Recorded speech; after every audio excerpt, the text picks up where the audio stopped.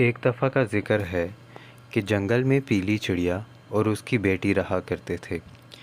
पीली चिड़िया अपनी बेटी से बहुत ज़्यादा प्यार करती थी।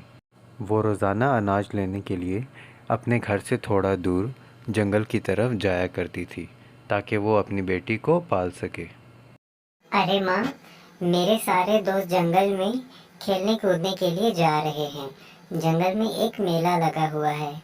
मेरी माँ, प्लीज़ मुझे भी जाने दो ताकि मैं उनके साथ वहाँ जाकर खेल सकूँ और लुत्फ़अंदोज़ हो सकूँ।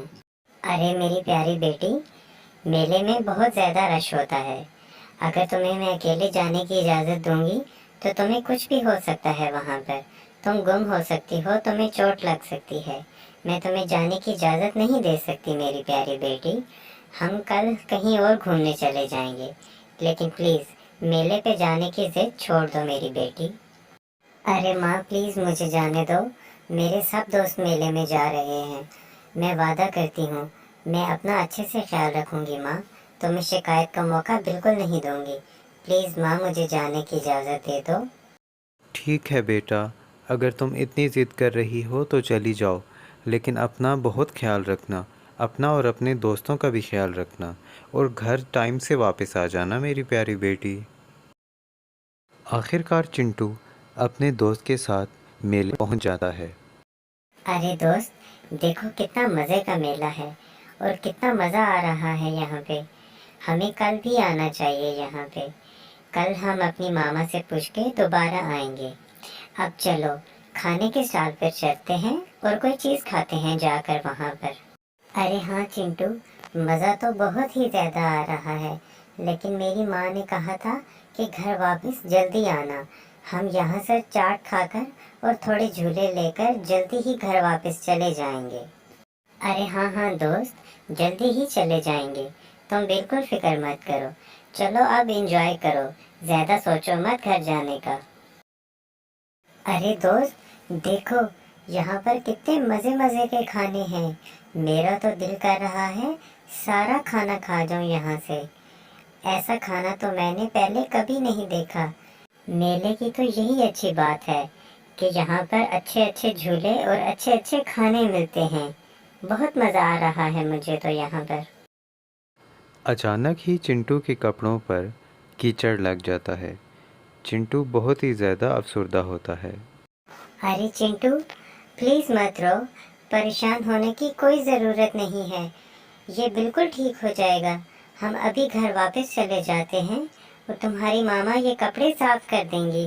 तुम्हें डरने की बिल्कुल ज़रूरत नहीं है मेरे प्यारे दोस्त। मैं तुम्हारे साथ हूँ। चलो अब घर चलते हैं, इससे पहले कि देर हो जाए। चलो मेरे प्यारे दोस्त। अरे बेटा, ये तुमने क्या हालत बना रखी है अपनी। मैंने तुम्हें इसीलिए मना किया था मेले में जाने से कि तुम अपना सही से ख्याल नहीं रख सकते, लेकिन तुम्हें तो सिर्फ मेले में जाने की पड़ी थी।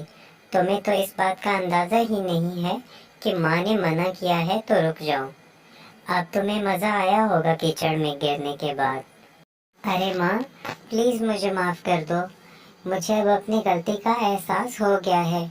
मुझे तुम्हारी बात मान लेनी चाहिए थी। अगर मैं तुम्हारी बात मान लेता तो मेरे साथ ये सब ना होता। माँ, मैं तुम्हारी बात आइंदा हमेशा मानूंगा।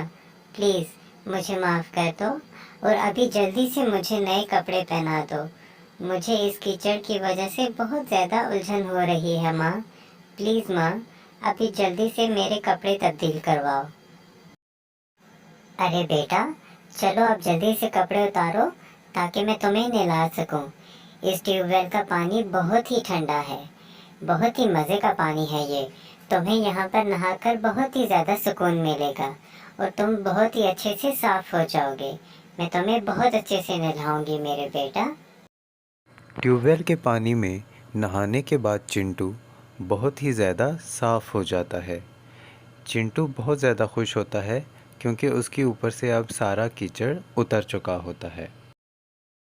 अरे चिंटू बेटा, आइंदा तुमने मुझसे पूछे बगैर कहीं नहीं जाना और जिस जगह मैं जाने की इजाज़त दूंगी सिर्फ उसी जगह पे जाना है। मेरी इजाज़त के बगैर तुम कहीं नहीं जाओगे, क्योंकि आज तुमने मेरी बात ना मानकर अपना हाल देख लिया है। आइंदा तुम मेरी इजाज़त के बगैर कहीं नहीं जाओगे, किसी दोस्त के साथ भी नहीं जाओगे।